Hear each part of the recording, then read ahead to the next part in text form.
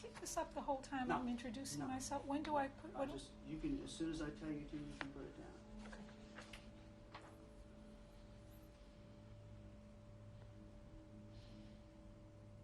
Okay, you can hold it up for me, please.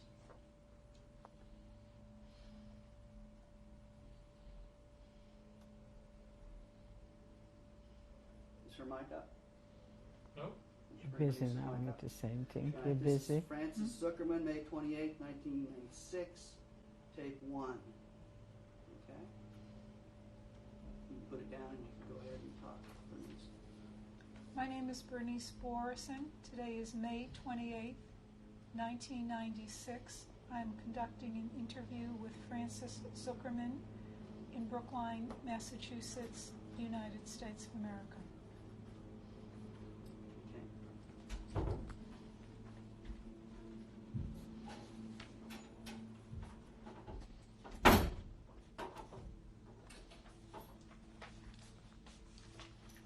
Turn the chair around, put her stuff back Yep. up.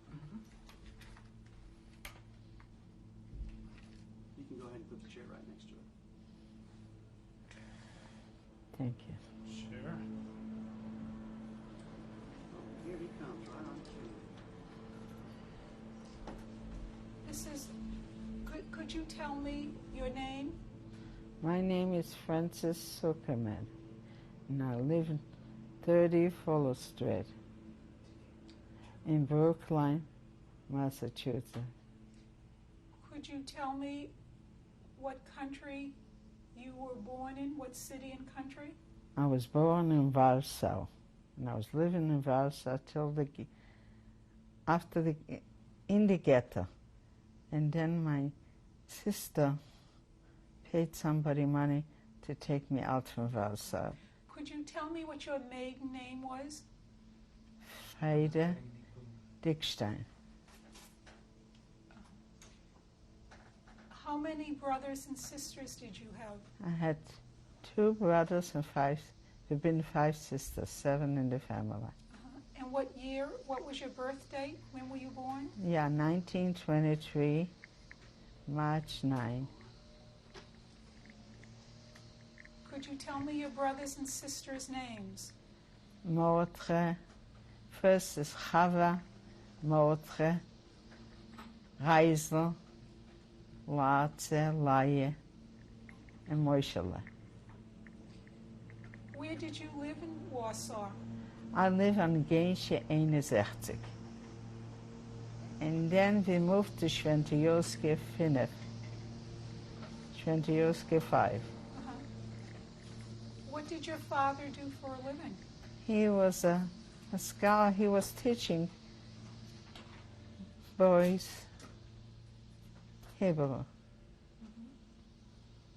He had a school that was on 39 Genshikas, not 32, 31 was it, 39. What was the name of the street? Genshe 39. What He about, had a cheder. He taught kids, not young kids, older kids, like from 9 to 13, 14 years old. He taught them Hebrew.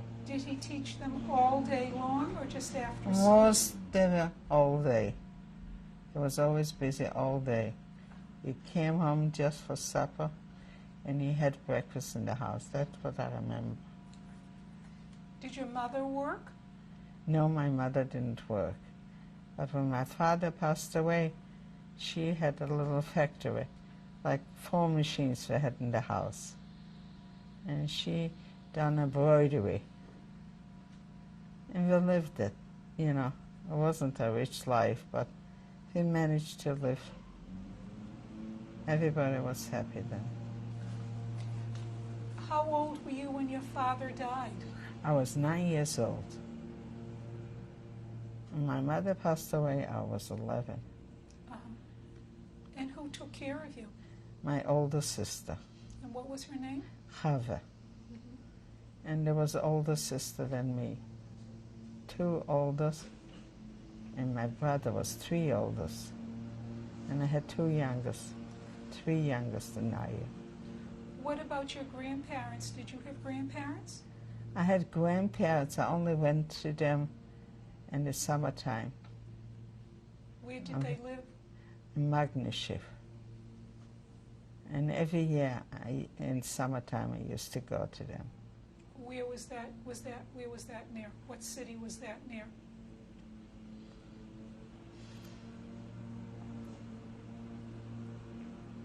I can tell you. How long did it take you to get there from Warsaw? I took hours, by 6 hours driving. And you only had to hire somebody to take you there. There was no direct transportation. What were your grandparents' last name? Do you remember? Hell, Peril? yeah. Uh-huh. And they had a big, big department store in Magneshift. They had from everything, materials for wedding and for communion. They had a lot of stuff, whatever you needed, they sold. And you went, and how often did you go there? I went once a year when the school was closed. Then I was there. Before your mother and father died, was Yes. it a religious family? What? Very religious, yeah. We observed, and all of us been very, very good. Were they Orthodox, Hasidic? What were they? Hasidic, I would say Hasidic. Did your father have a Rebbe that he went to? Yes, he had a Pusova Rebbe. He used to go every holidays. He used to go. He used to go with my oldest brother to Pusova Rebbe, and was. I have it written, the city where he went to. And what was Shabbos like in your house? What was it like getting It ready? was really very close, and everybody had to be at the meals. And also there was no refrigeration. We had to put it in the basement. We had a place we had to put away food to hold it, because we couldn't warm it up. And it got spoiled. But we had a special place to put away the food. And when it came, Shabbos was the happiest day. Friday night was the happiest day. And Saturday, before we start, we always had singing around the house. And we had people usually before we light up the candles on Shabbos, the end of Shabbos. Who came to visit you? Who were the people? They belonged to the temple with my parents, so they had children. So they used to come, we used to invite them to come to be with us. Did you have aunts and uncles and relatives who came? Not in Warsaw, no, we didn't have anybody in Warsaw. What happened after your father died? After my father died, there was completely a different feeling and a different things. It was hard, and the anti-Semitism was very big. What do you mean by that? By the Because you were anti-Semitism? scared to get out, particularly when it got dark. My sister, my older sister, always came home with something that she got stones thrown and they want to fight. There was always something going on in Warsaw. Did you go to, what kind of school did you go to? A Jewish school or a public school? Most of it was Jewish. I wanted to go to the public. I was dying to go to the public school. But because I was Hasidic, they sent me to a complete different neighborhood. It was impossible to go down there. They sent me there. I tried once, and I came when almost the school was finished. Then I came there because I had to take so many buses. Didn't go down there. It went a bus there now, but you had to wait, and it was impossible to go to school. And also they looked for the Jewish people. They said, you're filthy. You have to go to baths. So because of that, plenty of times I didn't even want to go. There was the anti-Semitic in Poland was so bad that nobody really can think about it. Can you give me some examples? Was there anti-Semitism towards you? Yes, it was anti-Semitic to me. Do you remember? Could you give me an example of some of the things that happened And I to you? kept saying, my friend kept saying to me, it was holiday, they said, yes, the Jewish people killed in Vendetta make a matzah in the blood. And after I said this at home, my mother said, we have to move away. So we moved away to Schwentejursk. I was thinking it's going to be better, but there's always somebody there. But we moved away from the Genscher because the Genscher wasn't a good neighborhood. So we moved to Schwentejursk. Did you live with people who were not Jewish? We had friends that, friends that are not Jewish. Well, most I had Jewish friends. Had Jewish friends. But you had friends also who were not Jewish? They lived in your neighborhood? Yeah, I had friends that not. But my mother always said, that's not your friend. If they can talk about that, you shouldn't keep them for friends. Mm-hmm. Do you remember when the Germans came into Poland? I wasn't that time in Magnishev, and then I came home. When they came in, I was in Magnishev. And my sister said it's a good place to be there because Warsaw's no good. So I stayed there for a while, and then I wanted to go badly home. I remember I went home from Magnishev. I went home to Warsaw. But there was nothing really to do. It just was miserable. Every day they took people out, every single day. And they announced they're going to take them to work. They give them a bread and they take them to work. They never came back. The men's, the first one, the men's, couldn't, they took the men's away from Warsaw. And I was babysitting for someone. They had the store. They had the meat market. So I worked for her because she went all day with her husband to the market. So I was there babysitting for them. But I wanted to share my food with my sister. I called up, she said, there's no food, we don't know what to do. So I said, come, I give you my food. When she realized that I give away my food, she said, you can't be here. You can't give away your food. I said, I don't want to eat. I want to give it to her. She said, I'm sorry. I'll let you do it this time, but next time you can't do it. So I realized I have to go. I have to look for some other place. Maybe I can help my sisters. But I went away, and I was too far away from the house. I couldn't help my sisters, and my sister kept saying to me, don't you try to come back. You can't do anything. Stay where you are. And then it started off. It was very bad there. They came into the grandma's and they took a lot of things out from there. They took from my aunt's stuff away.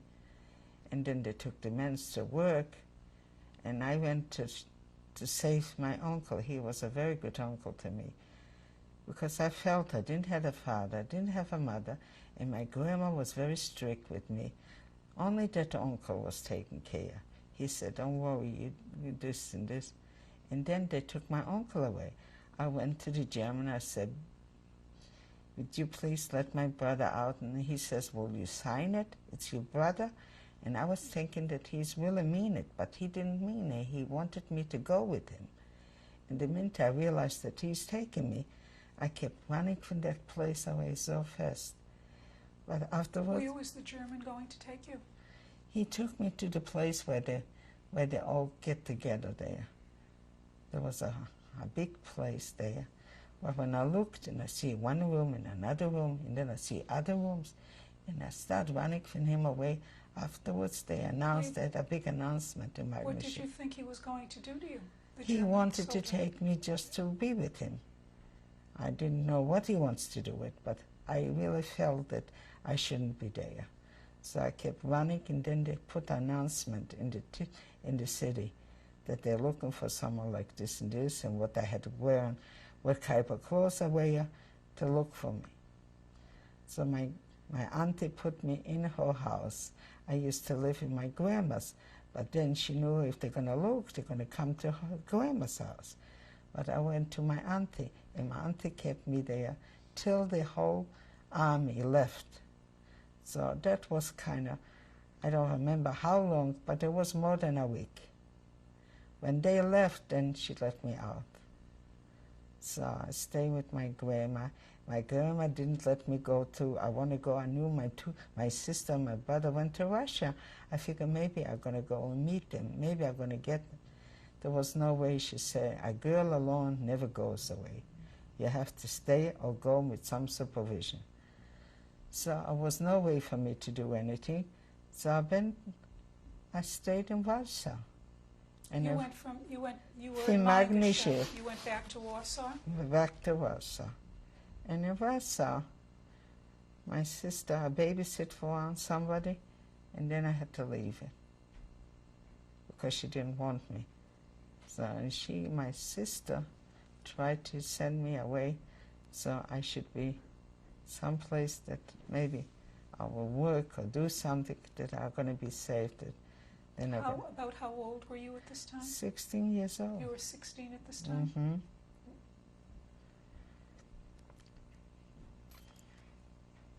So your sister didn't want you to stay in Warsaw? No, she says, you're very dangerous here. She didn't stay either, but she had a little boy. He was 6 years old.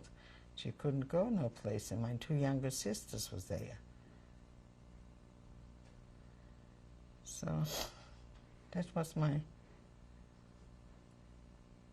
And when I went, I kept running from one place to the other one. After Warsaw. You But left Warsaw? How did I you left. How did you leave Warsaw? My sister gave somebody who takes somebody over the out from the ghetto. There was a ghetto in Warsaw to take me out from the ghetto. So he took me out and he brought me where my sister said, go there. There's Ruchu, I think. I don't know her last name. She was working with us and she's going to be good. Go to her and stay with her. She have a little baby. Maybe it's going to be good. When I went there, I couldn't find a place. And when I found her, she says, it's impossible. You have to look for something. Anyways, I didn't feel like I want to stay. There was no food enough. There was hectic there. So I was looking for work. And that time the start was the end of the summer. They start taking off from the grounds. They took out the potatoes, beans, carrots, everything. And I applied that I want to work. So the German people, the soldiers also, they ask, for people to go to work in the field. So I signed up to go to work there. So I worked there for a while. Then they said there was nobody who can prepare food for the workers. So they picked me to be in the kitchen, to find a room and find a place where I can cook and make food for the people who is working. So that was me. I didn't know how to cook. I didn't know how to bake anything, but I tried everything. There was no oven. Everything what I baked, it came just like, didn't grow. It just worked flat. And I felt that I can't do those things. I have to leave this for somebody else. So I went and I asked, I want to work in the field. I don't want to work in the kitchen. So I started looking for, again, this already was cleaned off, so I had to look for someplace else to go. So I kept going from one place to the other one. Wherever they need a worker, I was the one to sign up for it. So this way was going on till they said all the Jews have to get clear out from this place. So everyone from every home, they took out all the people with children, everybody there. They had to stay in the line, and they let us march. So when I went for those marches, I could see so many things, what's going on. And somebody said to me, if you want to survive, don't carry the baby. Give back the baby to the mother. Because if they see you with the baby, you're going to go with the baby. So I figure I still wanted to live. So I figure I'm going to give the baby away. And far away, I could see they selecting people. So, and there was a water in between. So I jumped over the water and I came there. He said, what are you doing here? Where was this? It was in the way to go to Lublin. That's the way to go to Lublin. They took all those people. And in Lublin, they selected it. But I didn't wait till the end. I went there where they had people picking people to work. And I figured everybody kept saying, if you work, maybe you're going to survive. There's no guarantee, but go and look for work. So when I went down to them, he just gave me he didn't want me. So, but he said to me, if you can jump up at this wagon, there was a high big truck, like a military truck. If you can jump up here, you can go. Anyways, I could see it, a lot of people couldn't, and I jumped up, and they took me to Majdanek. That was my first camp I worked in there. And when How did you get to Majdanek? With that truck, I jumped up on the truck, but they shot a lot of people. They couldn't jump it up high, so they shot them right in the feet. If you can jump up, How many people were on the truck? It was like a half a truck full, a half a truck. Was it very crowded? I would say so. So all young people. But going down there, we saw so many sceneries, how many people get on the field, they pick all those people on the field and they shot them. And there was a terrible, someone was tied up to a horse, and I could see the horse was running and the person was on the grounds in the mud.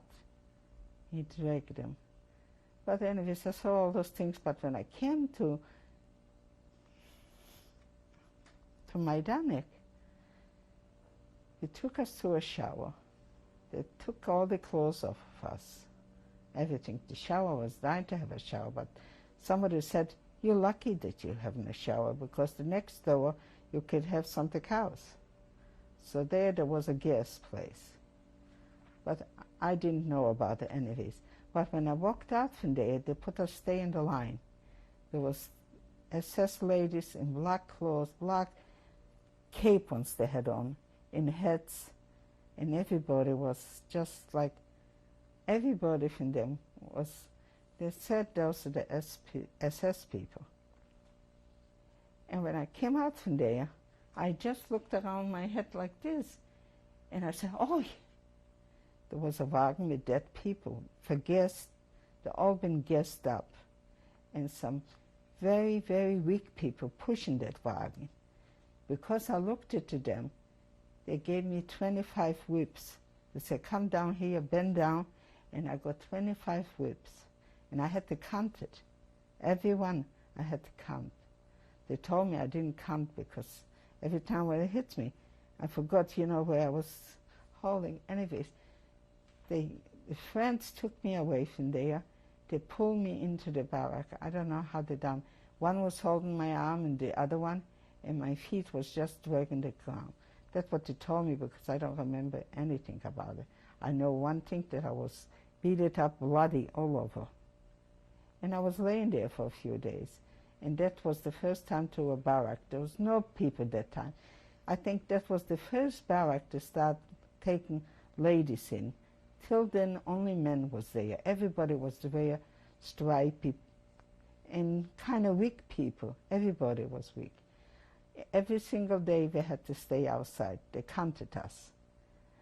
And they told us plenty of days we had to take off all the clothes, leave it right where you take it off, leave it there, and they went through us, the men, to check us if you look good. I don't know how I survived. I still can't think about it. Every single day we had those things. And one day they picked me to go to the guest chambers. I figured this is the place because I could see it. When I looked, they said they cross out the names. They cross out the names. And I stayed in the line, and the minute I say they cross out the names, I figured that's no good. I have to see what to do. I went out to the other side. I went out there. In the same time, they was looking for people to go to work. So I said, I'm available, but I didn't have shoes. I don't know how I got, somebody gave me another shoe. So I had 2 different shoes, and I went to work. And then the next day, every single day was something different. Okay, good story.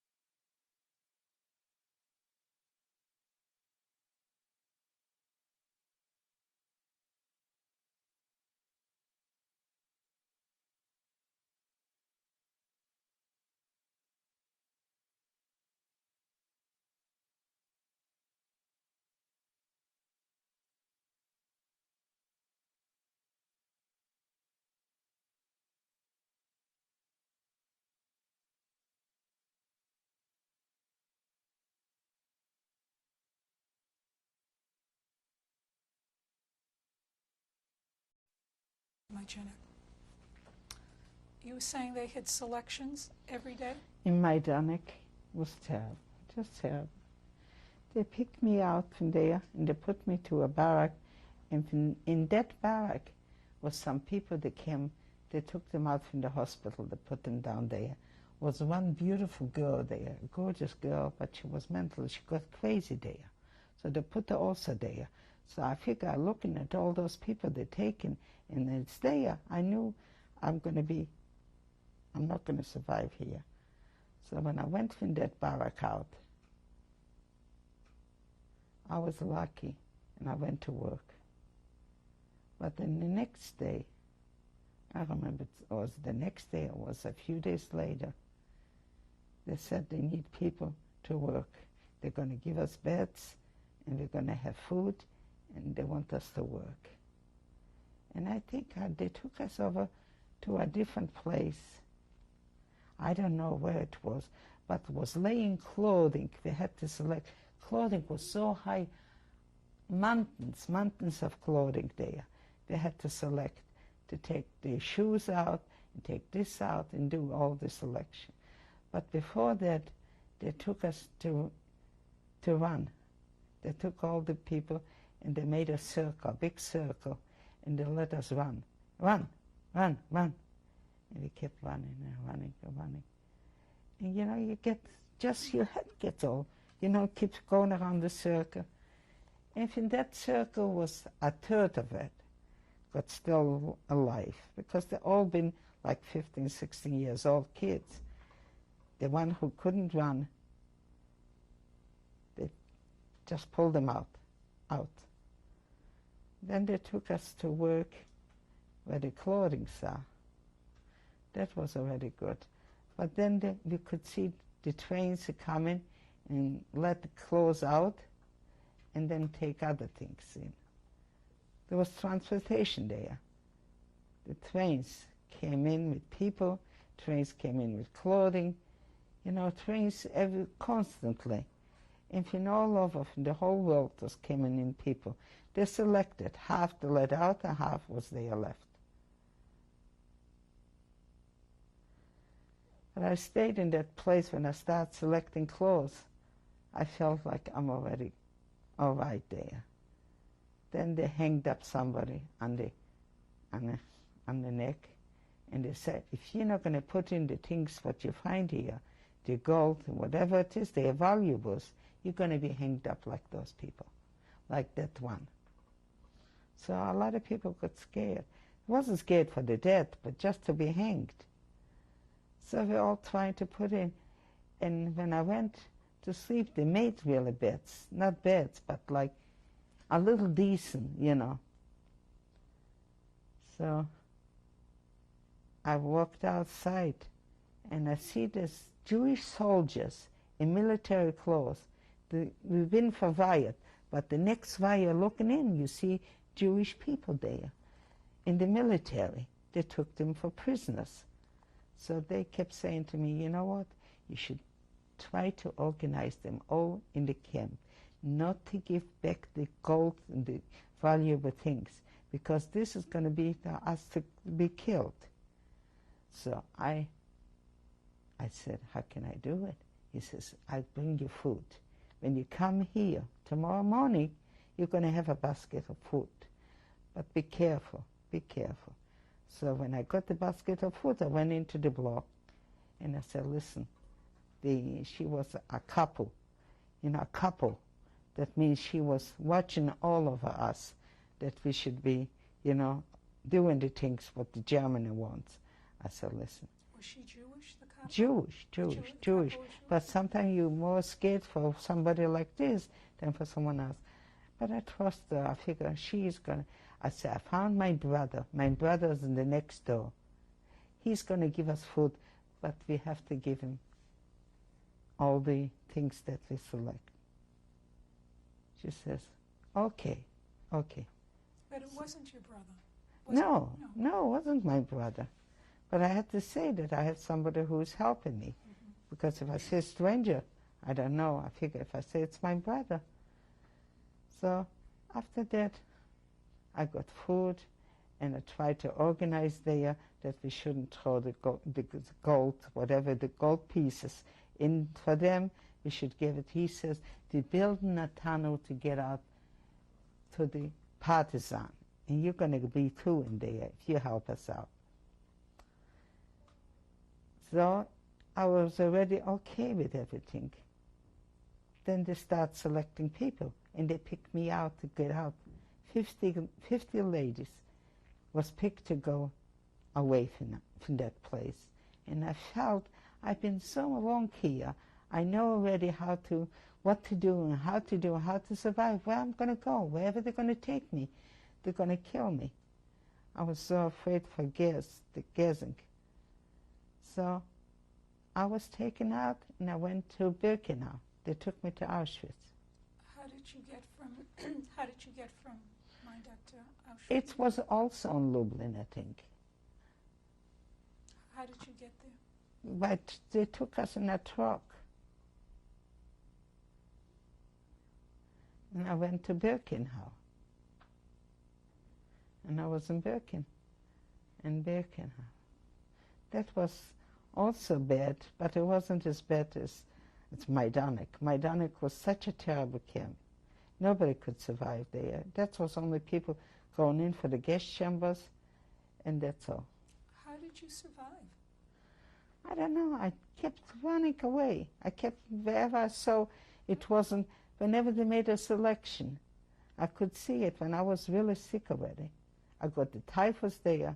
I got sick already there. But I stayed in the line, wherever the line was. I always pushed myself in between sick people, very sick people, and I always tried to have a collar here. So I kept rubbing to get blood here, or if I found a piece of glass, whatever, I made a little blood, and I put it up on my cheeks, and I went in where the people, really sick people. So I was always, he pushed me up in the other hand. So I try every time, I try to do something to be alive. And it helped me. Look, it helped me. Then I looked for work. And when I went for work, when I went to select clothes, I found a piece of bread in a packet. I found this. I found valuable things. And and I gave him the valuable things. But when I went out from that place to Birkenau, there was a new story. There was something different, completely different. But it wasn't bad. I don't think Birkenau was bad. It wasn't bad. After being to Majdanek, I think anything what you do, it wasn't bad. Because in Majdanek I had been through, I came there, it was the summertime, and I stayed there winter. It was so cold without shoes, staying outside. For hours and hours they let us stay outside, counting. There was nobody could go away from that place because there was no way to get out from that place. Everything was wired. And then on the end there was a lot of SS people staying. They shot you before. Even you was walking from one place to the next one, they shot you. They didn't let you go no place. And I think when I went to select the clothes, after that, I felt like now I'm going to, if I survive, I didn't think I'm going to survive. But the Birkenau wasn't too bad. And then we went to Billigine, they sent us to Billigine. Did you work when you were at Birkenau? Yes, I worked for the Germans. I had to do stockings for the service when they went, they sent stockings, ripped stockings we had to fix. And then there was the washing machines, working washing machines. We had to clean the barracks there. And also when they sent us out to work, they gave us a message, how many people have to come back and how many have to be left behind.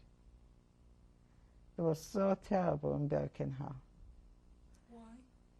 Not in Birkenau, I mean in Majdanek. Majdanek was bad. In Birkenau, they select also, selection. Every few weeks they had a selection. Where did you get your number? In Birkenau. In Birkenau. I think in Majdanek, they gave me a written number, a different number, I think. Can't remember now. I had a number there.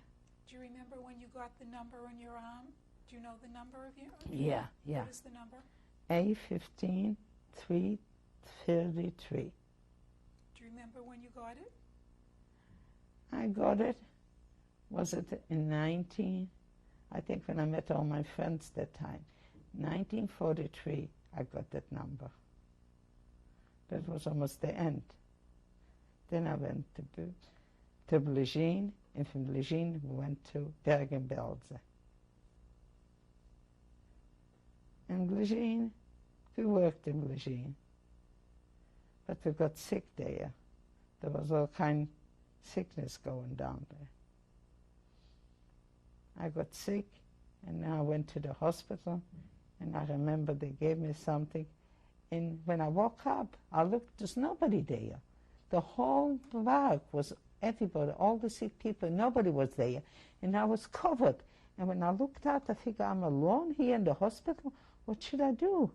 What should I do? I looked around myself. I figured, I have to keep running. I have to keep running. So when I ran, some people wanted me to go left and right. It was left and right. They said, go out this side. And it was a man there standing. He said, remember, don't push her there. Don't send her there. If you send her there, when you come ever by us, we're going to kill you. She was a couple, She was helping out the German. So she left me alone. And I survived. Who was the man? He was also a prisoner in the camp. But they've been afraid for the men because they've been stronger than the ladies. So he says, if you ever do something, you're not going to be able, they used to walk or work. So we used to go by that barrack. So he used to observe. So he didn't let her do me. The copper was afraid of the Jewish man, of the prisoner? That couple was a Jewish one. Uh-huh. But she was trying to help out the German. Wherever she saw something, I was in the hospital out, I was really weak and I didn't know where to go, what to do. I had typhus, I hear they told me, because everybody was there with the typhus. In some way, can't remember. I didn't have clothes. How I got clothes on me. And then they took us some other places to work. Wherever they needed workers. Sometimes they needed just to punish us too. So we used to carry, and what is it called, the bricks. We used to carry bricks from one place to the next one. We brought them here, and then we had to pick them up and brought them some other place. Then they give us to dig big holes, big graves, to make graves. So they can put in the people there. So we always had work. We got used to it, work. And you had to be a good worker because the staying behind us here, if you're slow to pick up the shovel, or if you're slow something, right away, this you know already, you're no good. So you had to be with all, even you couldn't do it, but with all the strength you had to do. Did you have any friends in the camps? We had friends, definitely friends, but it wasn't friends because we couldn't help each other. You only been friends if you share a little bit, if you give something. There was nothing to give. So, and a lot of friends got sick, very sick. One friend was very sick in Birkenau, and I brought her some coffee. I got some coffee from a barrel. I took out some coffee, I gave her. After we was liberated, and she went in a different direction. I was in a different place. She found us where I was there. So I was in Brooklyn already, and I went to Natusket. This was I came here in 1949, and this was in 1952. She found me. She came from Australia to find me, just to remember that I helped her. I saved her life. She was that time very sick, and I gave her some coffee. Do you remember her name? Fella Smith. And then she was in Australia, then she moved to Israel. We got in contact with Israel, and then she came to me a few times, then I went down there. So Now, you met her in Birkenau? in Birkenau, I And gave did her. she stay with you the whole time? No, this was Bergen-Belsen. Bergen-Belsen. She was in the last camp in Bergen-Belsen, and I helped her. What did you do after you finished work during the day? What did you all do in the evenings after you What worked? did we work? We came like dead people. We didn't have any energy, we didn't have any, nothing, just cry, just lay and cry. Cried? You know, a lot of people hanged themselves up, they went up to the wires. They just went to the electricity, you could find, like a scene. All that was. But that was more in Majdanek. There wasn't in Birkenau, in Auschwitz, wasn't like that. No, we couldn't go to wires. We didn't have what to do. But they took us out to work. We had to go to work. Did you work outside of the camp? I always wanted to work outside. I worked outside.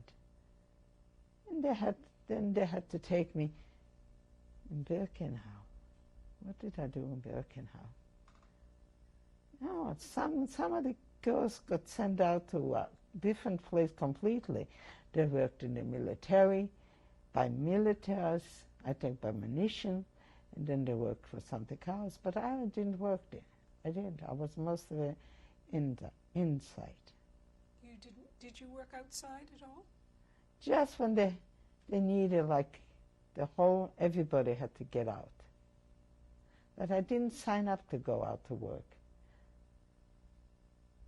I didn't sign to go out. But if I looked, there was something interesting. I could see who's going. I used to say, I'm going too. And it was all right. Where did you go? They took us to work. Where? From one place to the next one. Nothing productive. Just to work, like, to give us a hard time. Were there any religious people in any of the camps that you went to? But nobody wanted to say it because the one who outstood to be Jewish, they right away got killed. I had some boys that had been musicians and they wanted to play. and they wanted to sing something. The next day, all the group got killed. So we felt like we can't do anything. We shouldn't show that we can. We shouldn't do this. So they like to shut us up, you know. Were there people who were not Jewish in the camps? No, all Jewish people. The Polish people, if they've been in camp, they've been in a different camp. They've been taken care of much better than the Jewish people. Was just the worst place to be with. Whereas Polish people, they had more food, and better work, and they wasn't killed like other ones. They've been different. They never wanted to be with us. They felt like they are better people. Did you know when any of the Jewish holidays were, when there was Passover or Rosh Hashanah? My auntie knew all those holidays, so she did with her group, but I wasn't with her. So I was in a different barrack. But she was trying to observe the holidays. She couldn't really, because there was no food. There was nothing that you can observe it. But she used to say the prayers or something. She did. But with the women that you were with, no one? No one.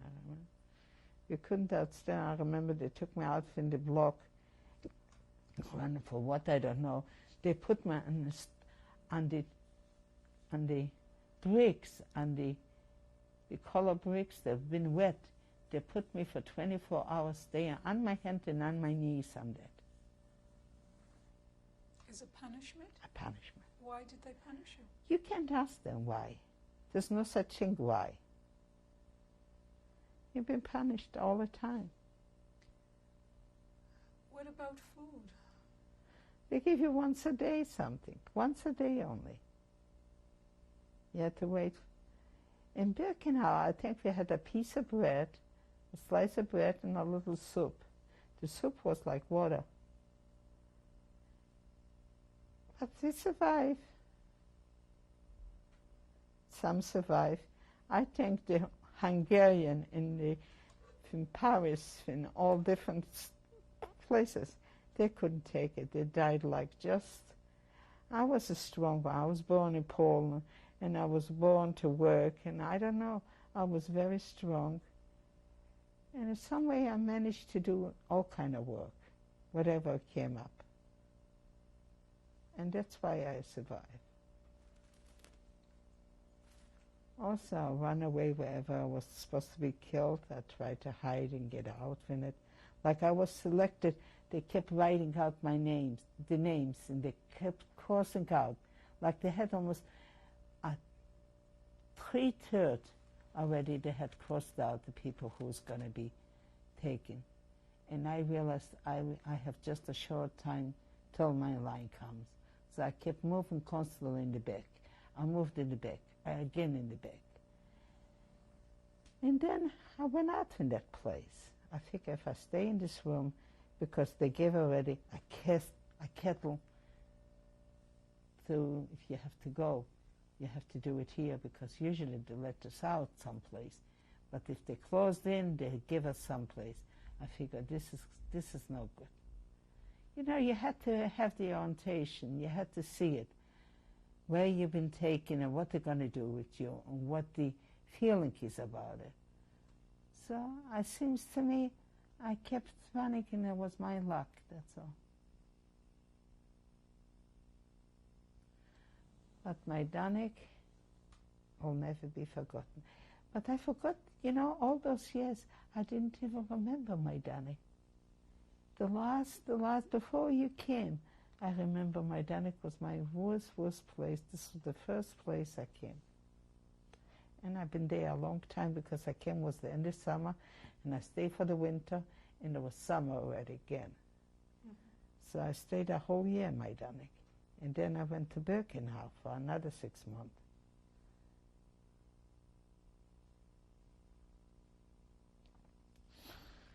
Then I went to Blizhin. In Blizhin, I was in 1943. I came to Blizhin. And from there, I went to Bergen-Belsen. When this was cleaned up, you know, matter of fact, and I told you that I had to give money, you know, I ask the people to put all the money in some place, and I give them bread. I will give them food. Where did you get money? In selecting clothes, when they select clothes, they found in the clothing they found the gold pieces, and then when I stay with the shoes, I opened up the hills. There was a lot of money in there, and I think I'm not going to give him. No, that's not money.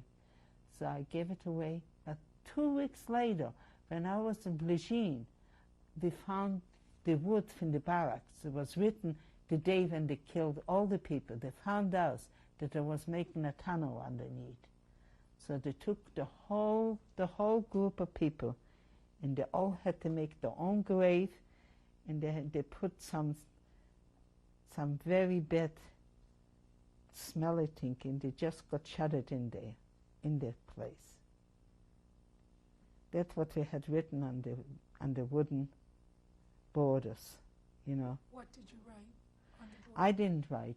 It was written that there was the 11th of Lestopet.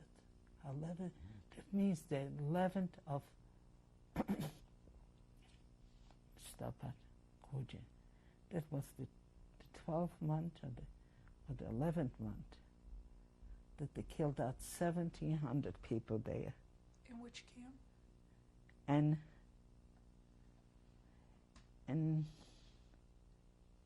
Majdanek. Was in Majdanek. After I was taken out and they didn't let me go out, I didn't want to get out from Majdanek because I was already given to the German. They knew that I helped them out. They knew that I was organizing there in Majdanek because I was an old camper, you know. So I knew how to get food and not to give him money, to take the money and give it away, give it to the Jewish people that they want to do something with it. As a matter of fact, they didn't do it because they had everything put it in the walls. And when they found it out, they took everything apart and they killed all those people. And I was so upset that I didn't stay there because I wanted to be there. I figure if I want to die, I'm going to die their place because I've been a long time and I already, you know, I felt like there's no better place for me. You know, when you get used to something, how to live, I felt this is going to be good. But it didn't, I wouldn't be survived if I had stayed because they put me in a wagon with people that came from the other country. There was 2 doctors there, and there was somebody, a professor there, and children. They came and then they throw me in there too. And I figure, if they throw me into that place, I'm not going to be alive. And I wanted to go out through the window. And from the other side, I had the people, because they know me already, in Majdanek. So they said, Francis, Frenna, they wanted to pay the Oberschafir. They wanted to give, because they had money there. Because they've been with the clothing, with all the things. So you could pay them, you know. And you will be out. And then the people from inside, the doctor on the other side, they didn't let me out. They opened up already the wires in the wagon. The wagons, in the wagons, I was staying there because we waited till everything is going to be filled up. So at the same time, I wanted to be out of that. But they didn't let me. The people from inside didn't let me out. The outside was trying to get me. You were inside the wagon? The wagon, the train. There was a train there. And you, And you wanted to get out? I wanted to get out because I've been there for a whole year, and I know already how I can survive with bread or with something if I get, you know. The I wagon didn't. was going to another camp? The wagon went to Birkenau, and I was happy when I came to Birkenau because Birkenau wasn't such, it was Auschwitz, but it wasn't so bad. You get selected, you know, so you have... How did you find out that the people in Majdanek were killed? Were you there when they were killed? No, but 2 weeks later, when I left, after us being left there, out from there, 2 weeks later, they all got killed, all of them. How did you find that out? Because we had the boats. They brought all those, the barracks. They brought it to us to build up another barrack. So when we looked at those signs and those names and those everything, we realized that only 2 weeks after I left, they killed all those people. When you went from Meidendeck to Birkenau, you went with some doctors. You said you knew the Yeah, people? the doctors, everybody come to Birkenau. They kept selecting. This was a selected camp, and then we came there was selecting again. So I figure if they going in the same thing, they're not going to live. People like this don't stay alive. But I wouldn't tell them. I just told them, let me out because I've been suffering here such a long time. And I know maybe will I survive there. Let me out. They said, no, you can't get out. And that was good because you That would have was been good. killed. So you don't know sometimes. Sometimes you go, it's good. And sometimes you go, you don't want to go. And it's really Because better. you would have been killed in Definitely, Meidendeck. definitely. Because 2 weeks after that, the whole place, they took them out. They had to put their own grave, and they've been shuttered in there. Did anyone tell you this? Who told you that? That's what they told me. The people? No, the soldiers, some soldiers when they came, some of it was good one. They had said that all the barrack, they all got cleared off. There was nobody there now. Some of the German soldiers were good? Some of them, yeah, some of them was all right. There wasn't more SS people. There was different. Every time they sent different group of people. There was some of it they good, but they had to do the laws, what they had to do it. But sometimes they told us things. So they told us that 2 weeks afterwards, they all got killed, 1,700 in one time. So that was I found us afterwards. So sometimes you want to be there, and then it wasn't right for being there.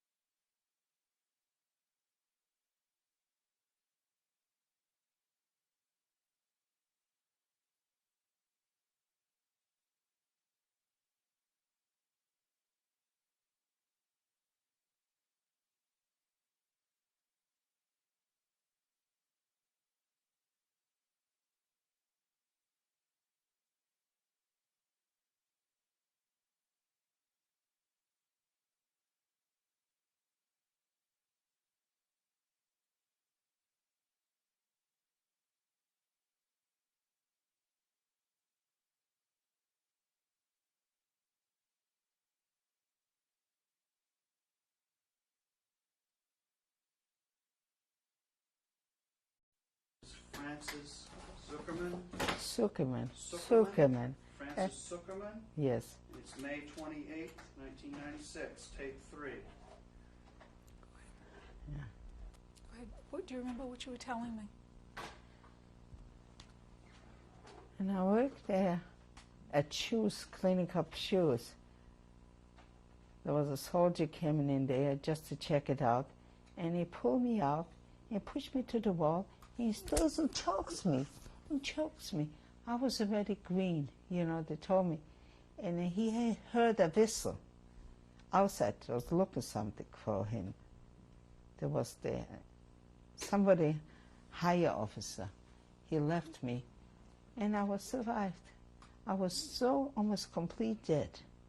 He choked me so strong, just to the wall, just took me and choked me up at the wall. And I was there working. I don't know why. Why did he just had something to do. And he stopped when he heard a whistle? Yeah, I had to go out. They called him. So he went out. And next day, I never want to go to that place. I figured he's going to see me. He wanted to kill me. He's going to kill me. And you didn't go? I didn't go there. Well, did you have a choice? They let you go they didn't let you go where you wanted to go? No, you have to, if you go to work and the next day they took the same people to work. But I didn't go. I went someplace else to work because I didn't want to get killed. Were the young girls afraid of the Germans, of the soldiers, of the German soldiers? Sure, we've been afraid. The minute you see them, they're no friendly. Did they bother the young girls? Sure. They had plenty of girls that they want to be with them. They had plenty of girls. The Jewish girls from the camp? I don't think so from the camp, but they had people, they had some of them. I don't know where they got them, but they all being happy. They had plenty. So when did you go to Bergen-Belsen? Bergen-Belsen after Blagine. When it was cleaned up Blagine, I went to Bergen-Belsen. I was also from the first people there. It was in But my auntie was there. Did you know The that? kitchen. No, I didn't know it. When did you find out your aunt I was think there? after 3 months being there, or maybe 4 months How being did there. you find out? They told us that we can look for friends. And I went into the barrack and I see, oh, it's my mother. And I kept screaming, Mommy, Mommy. She said, I'm not your mother. But I say, yes, yes, yes, yes, because she looks exactly. And even she's not my mother, but I felt like I found someone. So she said to me, the same day she gave me something to eat, and she said, tomorrow come to me and go ahead, look for shoes. Take shoes. There was no way to get shoes there, but a lot of Hungarian. Every night there was 4 or 5 people laying here. I had to pull them out because they've been dead. Where were they? On the lying? floor, we're sleeping together with them.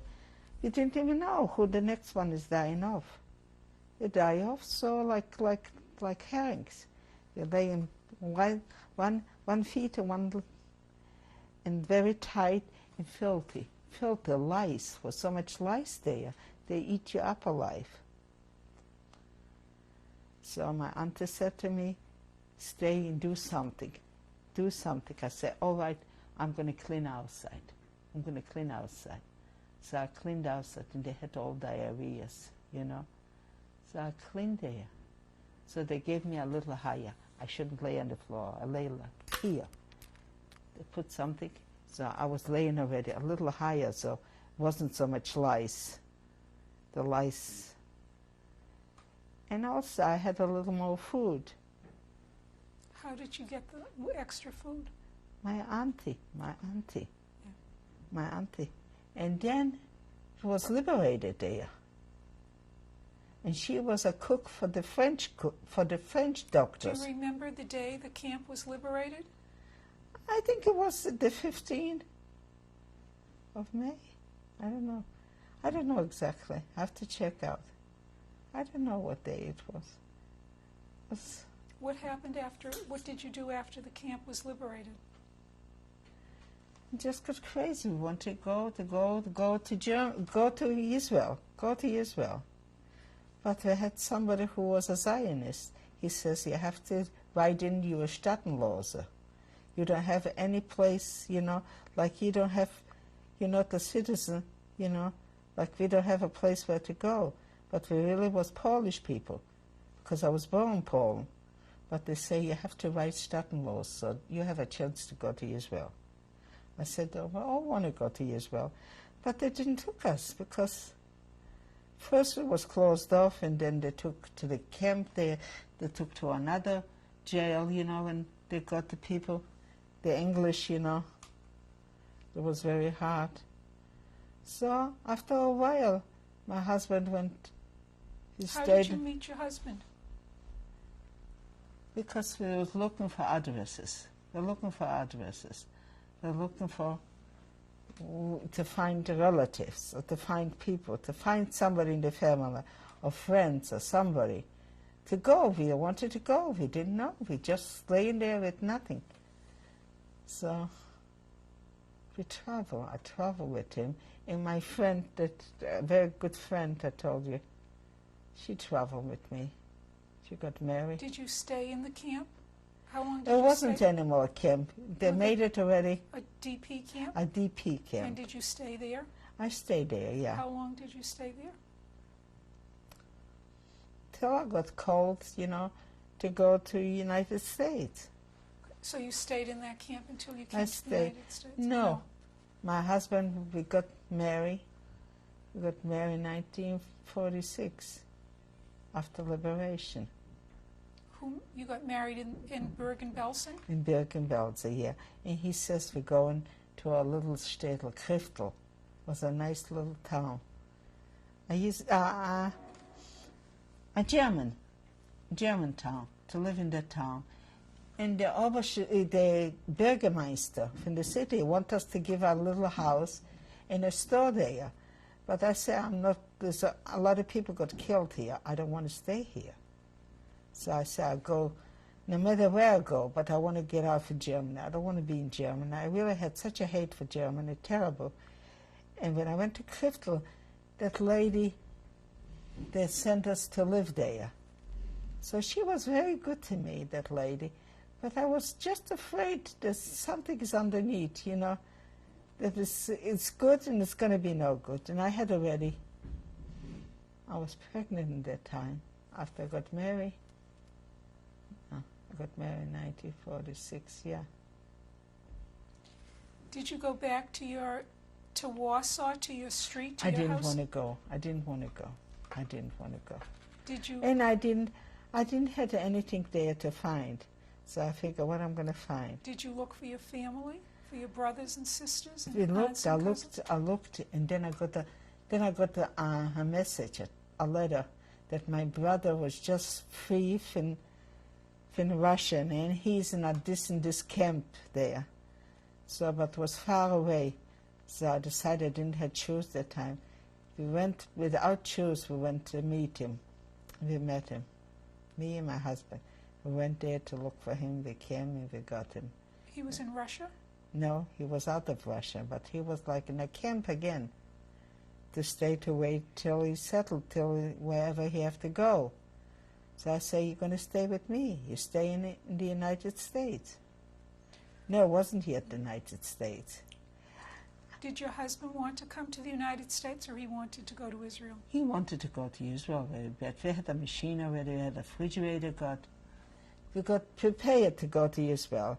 But they didn't call us because there was plenty of problem in Israel. We didn't have the state yet, so there was problems to go. And when somebody came up and say, you want to go to the United States? He says, definitely. But he was afraid, and he came to tell me, I said, isn't it fake? Because maybe they want to take something what we have, you know, away from us. So then he said, no, I went up to the office, and I signed up, and I want to go to the United States. It didn't take too long, I think 2 weeks or 3 weeks, I got a letter to go. What was your husband's name? Shepsel Kers, And where was he from? Bialystok. Did any of his family survive? Cousin, he have a lot of rich cousins in the United States, but he didn't want to get them. He figured, they're going to think I want something from them. I don't want anything from them. I said, but still find out. Go find out. Talk to them. He says, I make a living. He came to the United States. He went to the green shoe factory. When did you come to the United States? 1949. And how many children did you have? I had just Faye. She was 10 months old. And where was she born? In Bergen-Belsen, the one that you talked to her. Mm-hmm. So you came, how did you get to the United States? Through the UNRWA. There's an organization, a Jewish organization, who took us over here. Do you remember the name of it? If I go back to it, it's a long time already. And did they tell you where you were going in the United States, or you said where you wanted to go? No, he signed up that he's a shoemaker, so right away they sent him, they had a job for him already. He went to green shoe manufacturing What about on Harrison Avenue. He worked there till he died. And how many children do you have? 4 daughters. And what are their names? Faye, Gail, Paula, Marilyn. When you came to the United States, were there any organizations that helped you? Any Jewish My organizations? husband, right away he made money. Right away he made money. He worked overtime, and then after a little while he got a peddler there. He was a smart guy, and he bought merchandise. He asked people what they wanted. He went to the wholesale, and I helped him out, and he went every week. Friday, to give the people. They didn't have time to go out shopping. So he took orders and he sold them things. Did you work once you came to America? When I came to him, my husband didn't let me work. He said, yeah, we have to have a little business or we have to do something.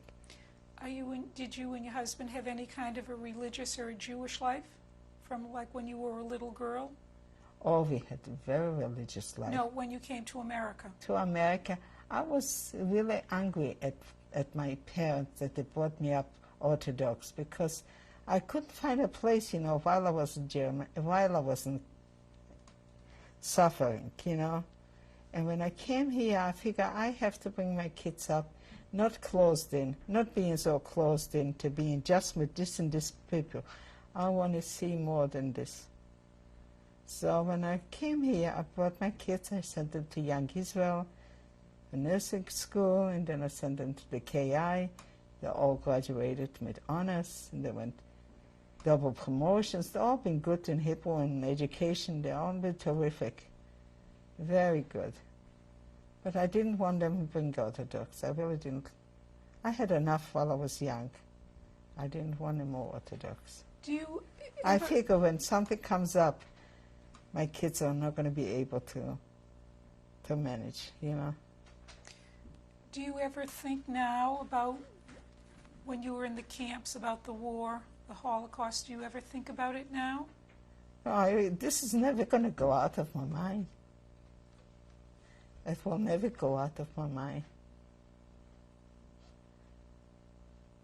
But I didn't want to talk about it. I didn't want to talk about it. I don't know why. I didn't want to talk about it because I didn't remember really exactly the years and the time. Some people have it written down and they remember when they went and where they go and what they done. With me, I was like, from one camp to the next one was just murder. It was just murder. Do you still think about it? Definitely I think about it. But not so much because I have other things to think about it. It came up my sickness. My husband passed away. He was only 49 years old. And it was really time to live because we really made a little nice business and everything was okay. Then he got multiple myeloma, sickness in the bones, also from the concentration camp. He got, what do you say, cancer in the bone, marrow. So, and I was left with 4 kids. How old were you? He died in 1969. I have to figure back. Okay. I was 42 years old. Mm-hmm. So my youngest was 9 years old. Marilyn was 9 years old. And Marilyn had to take care of the daddy because I went to the store. And my husband says, I can't live to, he knew already that he have cancer, is going to die. So he says, let's see Faye getting married off. The other ones I wouldn't be able to see him. So he wanted to have a big wedding, and I wasn't strong enough, and I didn't have money. But I still had a little insurance. I took it out, and I made a garden wedding for her. And she was so smart, she said, I'm going to surprise you, Daddy. He was sick. So she went for a special in the television. They said, newlyweds, I think, the new marriage. Mm-hmm. She went in for this, for an interview. And she won a lot of money, and she won a lot of gifts. And she made him very happy. She made him. Should we bring your family in now? Would you like your family to come in now? Yes. Okay, why don't we do that?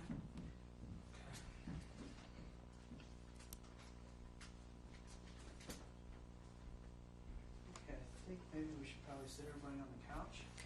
Right, what about when should we do the pictures? Should we do them now? We'll do the or pictures afterwards? Okay, so you want her to sit on the couch? I think that would probably be better.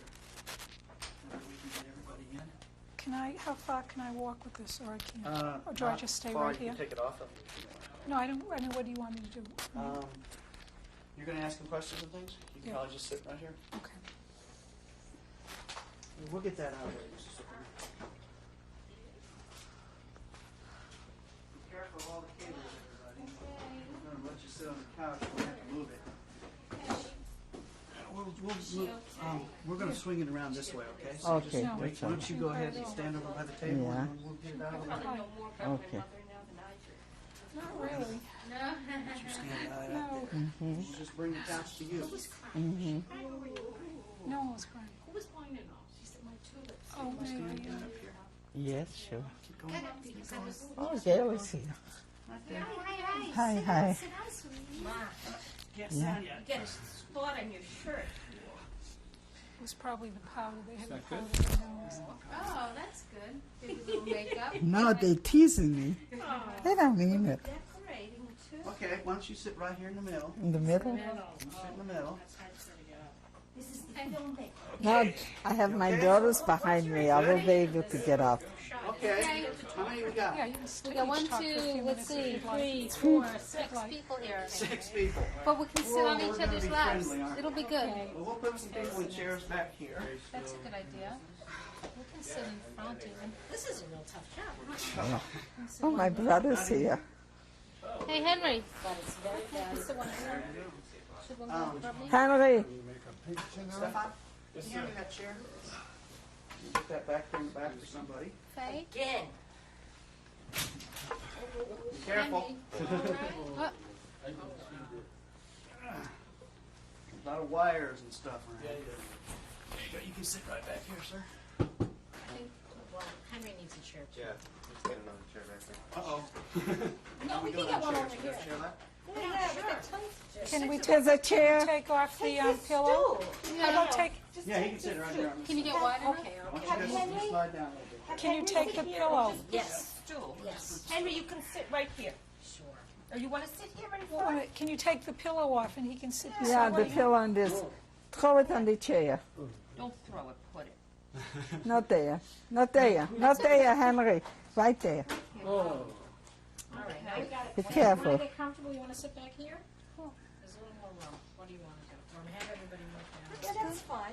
Great. Yeah. All right. Oh, good. We got extra chairs. Okay. Okay, we're not symmetrical. Okay, what we're going to do is if anyone wants to say a few words about your mother or your sister or your wife or your grandmother, and I'd like you all to introduce yourselves, who you are, My Gail Yeah. didn't. My brother. and Henry. if someone wants to say anything about your sister You're gonna in hear. Israel. Oh, do we have a photograph? We have one. We're going to take it afterwards. Yeah. We have, but just We if you don't have have the anything to one. say, Yeah. This is Any the fine- happy ending? whatever you want it to be, whatever you'd like it to be. I just started saying that Daddy got sick, Yeah. that you had to babysit for him. Yeah. If there are any final thoughts that you want to say about the Holocaust, how it affected your lives, all of your lives, or your mother's life, or Do you want to start with Francis and then do like Leon, Henry? Yeah. I just want you to introduce yourselves. You can, if someone doesn't want to talk, wants to talk, whatever. We're not going to. It's just going to be a few minutes. Okay. Okay, is that any better? This is my Tom was a monitor. this is my 3 minutes of fame. I'll bet you. No, it's You know, less than this is that. loud, 'cause I think It's less than 3 minutes. How do you put it in? You're gonna have to It's wait until okay. your Can- family's age to Turn do on the seat. an oral history. Okay, and I think the crackle was just Bernice moving. Possibly. Put the tape on it. Chimera? Is the head here? We'll just leave this on this side, okay? Yeah. Nice. I'm going to have to pull back to get wide. Go ahead. Did you want to take this? No, I don't want it. I watch all Spielberg's movies. You know what you Get you one of those. You're going to have enough power to bounce the Yeah. 1K? Do we need it? I am getting very, Barking your glass. and with the window, it's going to shut me down. Is it scratched? It's wide open. If it's glass. Oh, you're wide open right now? Yep. We're on the end. Let me walk the light in a You little want me and to pull the see. shade down? No. There was an article in the New York Magazine, New York Times Magazine. I just cut it out about this project. The New York Magazine? New York I can Times. show you later if you Okay. want. I got a Sunday copy magazine. of it. All right. And did you hear about the Oprah Winfrey interview with Spielberg? I saw it in Cleveland last week. Was it in Boston too? Yeah. Well, it was in Maine, actually. I don't know if it was in Boston. It wasn't Boston. Yeah. I called you. I left you a message. Yeah. I didn't hear Hey, about it. Bernice, slide her back a little bit. You want me to move? Does Deborah Shulkin-Remus do this too? Interviewing Excuse me? Deborah Shulkin-Remus? I don't know. Is she from Boston? Swampscott. I don't know. I think they just started doing Boston people. I thought she did. You're going to have to raise that up. It's right in the mirror. Okay.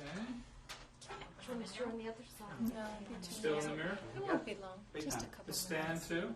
Everything. Lights right square in the middle of the Okay. mirror. Needs to go. If either I gap. can see you, you can Yep. see me.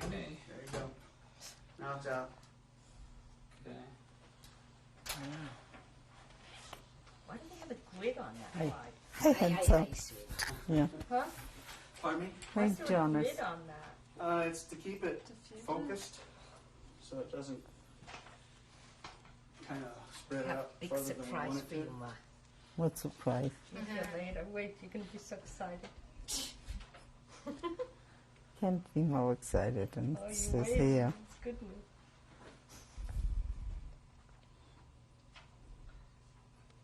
Like I'm in the dentist office. It's where the I can live dentist. with that. Okay. We'll have to be able to see for me. Can you clear the stool? Sure. Let the hands do it. It's okay. Not focusing on it. Okay, we have about 6 minutes left on this tape. So what do we do if it's not done in 6 minutes? Just do We'll have another? change tapes. Okay. Another tape ready? We'll talk Enough on fast. tape. Yes. Tell me, you're going to tell me, we're ready now? 6 minutes. Francis, Yes. did you ever think that you'd have such a wonderful family and all these people Oh, around you? no. God bless them. Do you want That's to my joy, my pleasure. do you want to introduce them? Tell us who they are. Yes. That's Faye, my oldest daughter, Faye. And that's my... Next to her is Gail.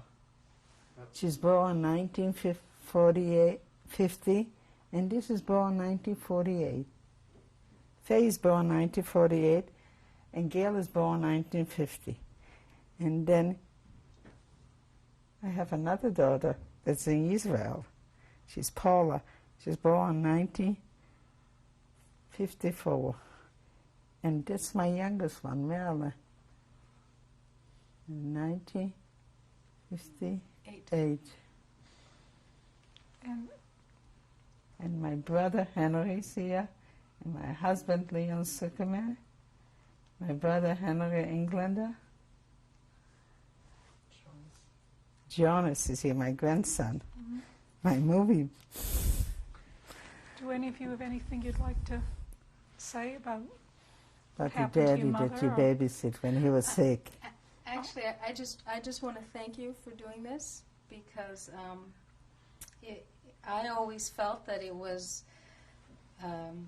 almost a burden for me to carry, that I needed to make sure people knew about it, and now I feel kind of liberated that you've communicated this and it's on tape and other people can know about your story, and it's not my sole responsibility to carry around. So I am really glad you did it, and I just have to say it makes me realize how incredibly lucky you are that you survived, and then how lucky we are that we're here. I'm so happy about it. So thank you. Thank everybody. Really. Was- What you say, when I met my sister in 1946, Where was you? and she told me, she was exciting, To see you. And at that time, I find out what had happened. Otherwise, I didn't know what had happened during the Holocaust. I know there's 6 million Jews, they reported in Russia.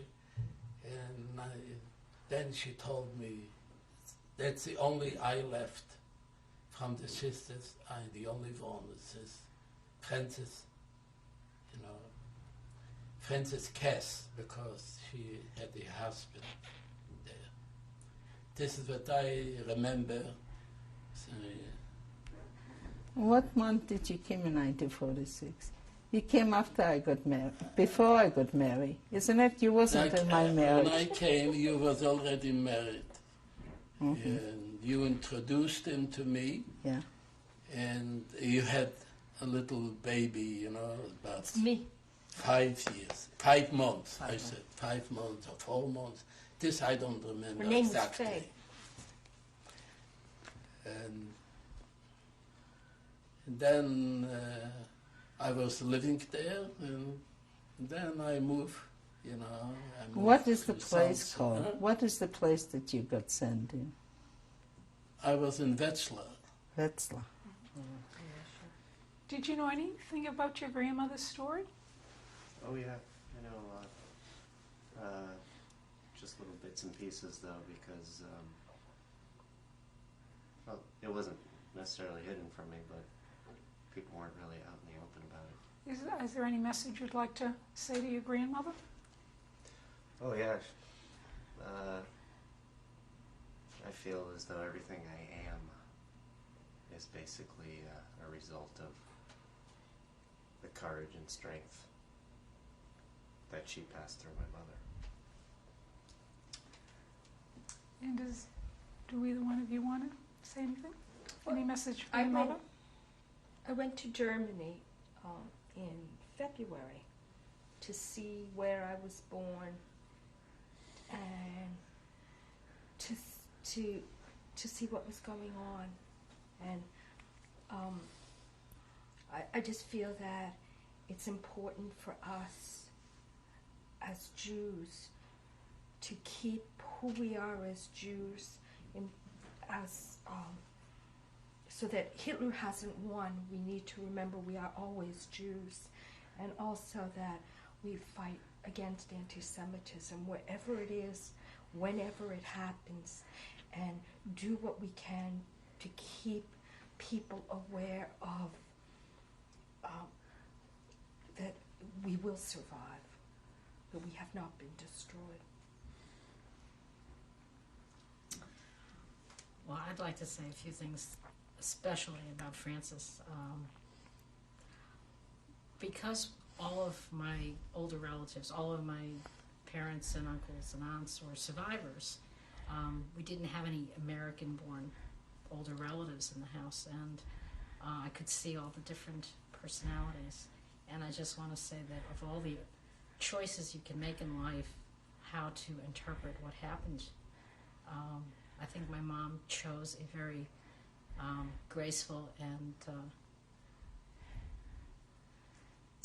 just, I don't even know how to say it. She is able to turn anything into delicious soup.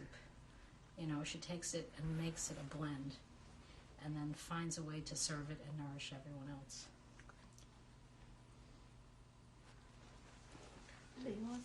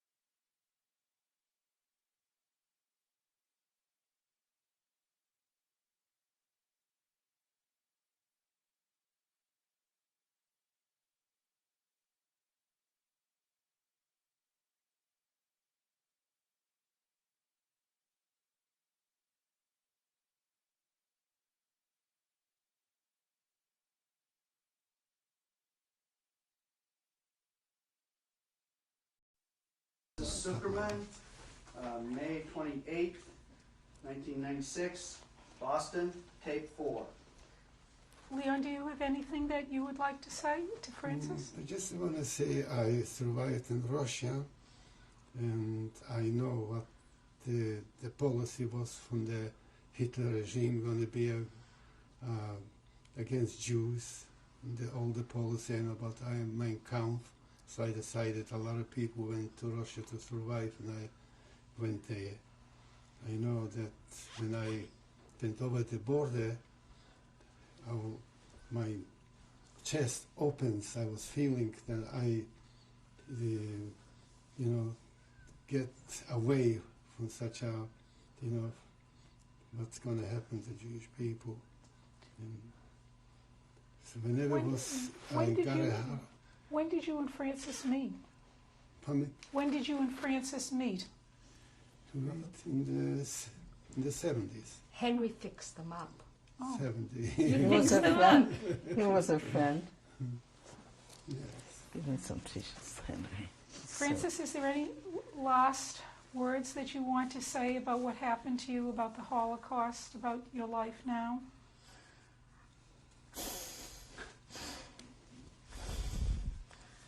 I just felt that I have great kids and great grandchildren. I'm very happy about them. And we have a nice family that we will enjoy whenever comes a holiday. We're all together. We always celebrate. We don't forget about it. She pushes us all to be close. You have to love your sister, and she loves her brother very much, but she pushes us together because she says that she has no family. That's that right. We have to remember that that's what we have. Okay.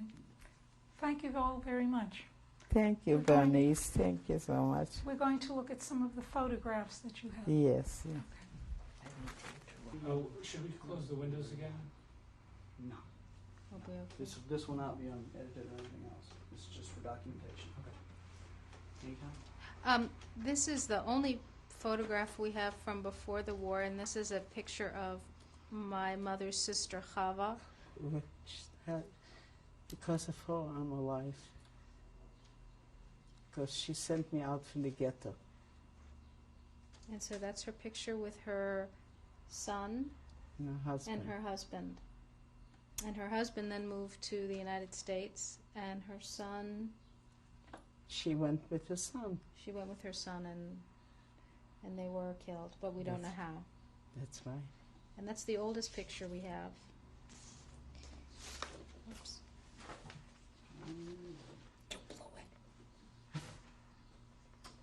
Okay, should I put another one up? Go ahead. How about the Well, birds? The Bernice bird is of- right back in case she wants to say Okay. something. Oh, okay, sure. Okay, which one's next? Okay, the next is, this is an interesting photograph. That was actually a photograph of a photograph, and that may not come out well, but there's a story there that's kind of incredible. It's fine. A little fuzzy, but it'll work. Chaim. Yeah. This is a, shall I start? Mm-hmm. This is a photograph that was taken when my cousin, my father's cousin, went back to Terezin. He had been in Terezin concentration camp, and he went back and looked through the archives and found photographs of the prisoners, and found a photograph of himself in his prison guard taken when he was in Terezin. And he is the guy that is in the middle with the cap, and that's my cousin Chaim, who has since passed on, and he was my father's cousin. And so he had been there looking, going back there. It was the first time he'd went back there to see that camp, and he found a photograph of himself as a prisoner. And so that's kind of an incredible photograph for us to have. Okay. The next, I can put these next to one another actually, I think, because these are photographs of my dad in uniform. Let's go over here.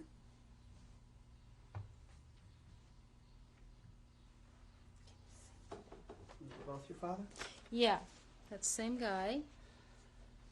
I don't know if you want to do them separately or together. Better do them separately. Yeah, okay, we'll lift this one out. Let's do this little one first.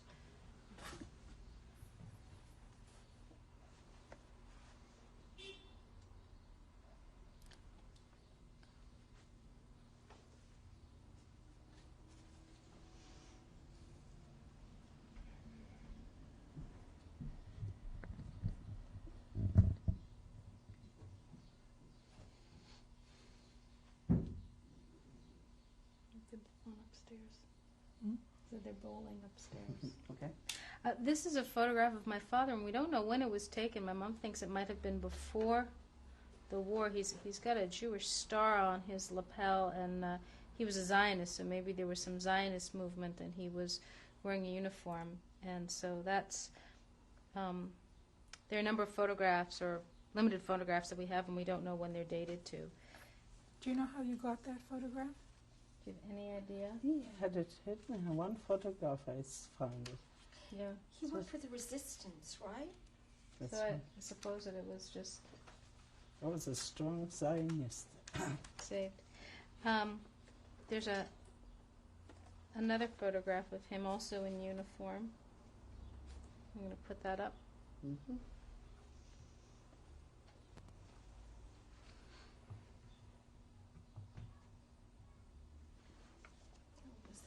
Oh. Him on a motorcycle. Yeah, Yeah. those we don't have here. Yeah, those are funny. We have them, but not in this mix. Yeah.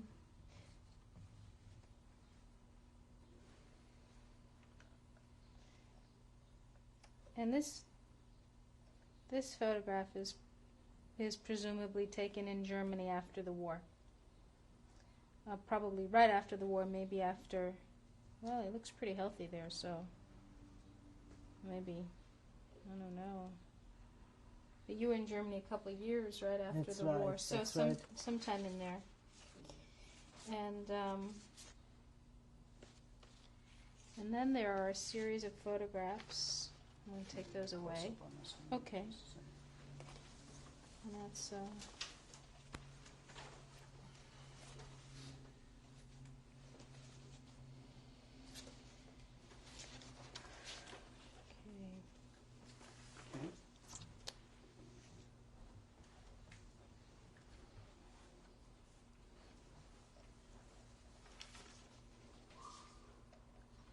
This is a wedding photo. This is a photograph of my mother and my father's marriage in 1946, 46, and 11th month, 13th day.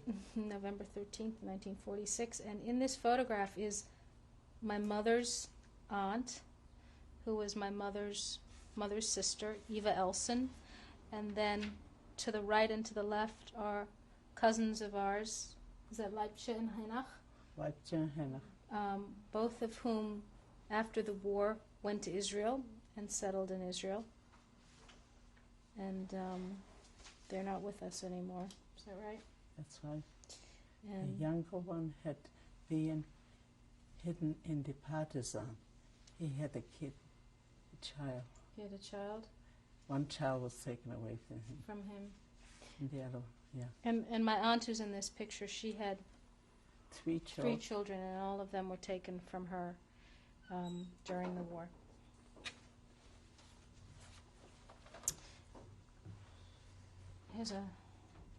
There's another wedding one. These wedding... Hanka. I- Hanka Ratzkovich. Hanka, you remember the name? Yeah. Great. You might want to mention these wedding pictures were taken at Bergen-Belsen. Oh, that's a good idea.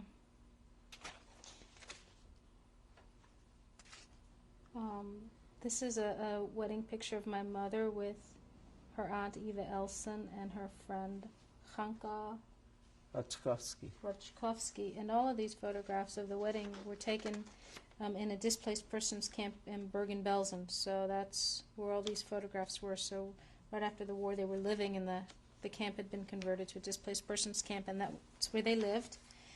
And also, that brings us to the next document, which is this is a birth certificate. My daughter just went down there This is a This- birth certificate to for see. my sister Faye, Was born 19. and this was 48. done recently, but it was a document. She was born in also Bergen-Belsen in the displaced persons camp in 1948, August 8th, 1948 in Bergen-Belsen.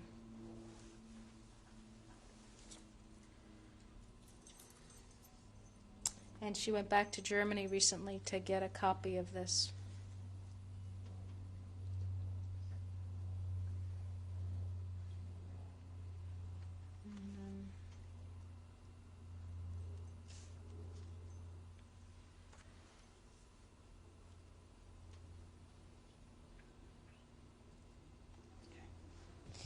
And this is a photograph of my parents after the war in Germany.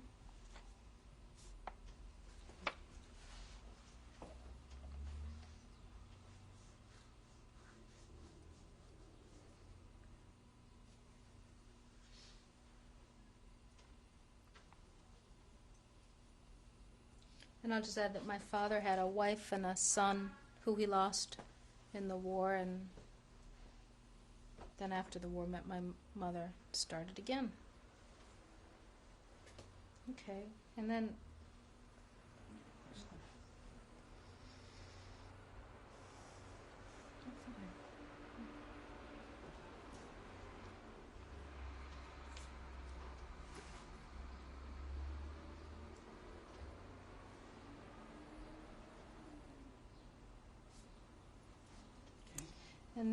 zipping ahead about Yeah, what's this one?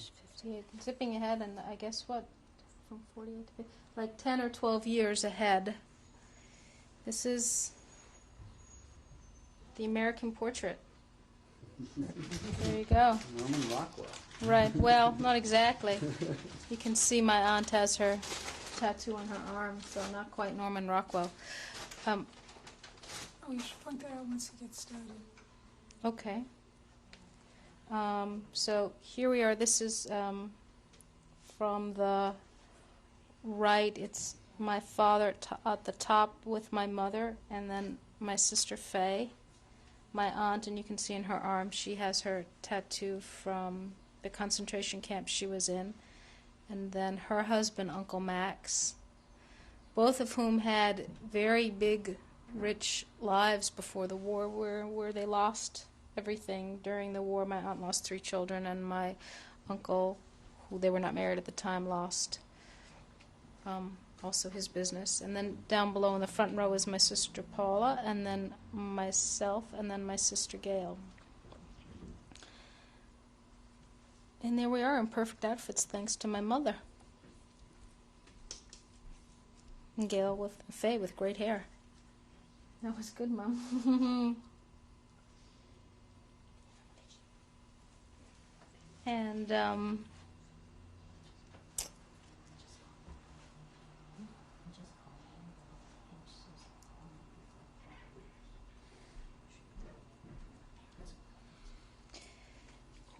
a bit more of that full. Yeah. okay.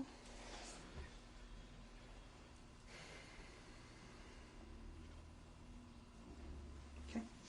And then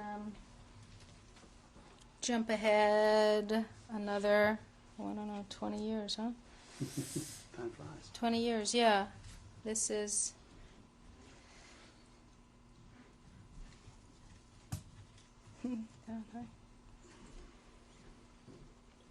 this is a picture that was taken with some of the same folks from the other picture, and then additions here. There's starting from the right is Uncle Henry, my mother's brother, and Leon, my mother's husband, and on the top row is Seth Goldstein and Jonas Goldstein, Faye's children. And then there's Susie Horowitz, who's Gail's partner, and Gail, Cass, and myself, and Faye. And in the front row is my mom and her aunt, our great aunt, Aunt Eva. And this was taken at in the Hebrew rehab home where my aunt is. And we all got together on the occasion of my mother's birthday and had a portrait taken. And who's missing from these pictures is my sister Paula and her 3 children and her husband. So Paula Mills and Elon Mills, and her children Nadav, Ela, and Maya, who are in Israel.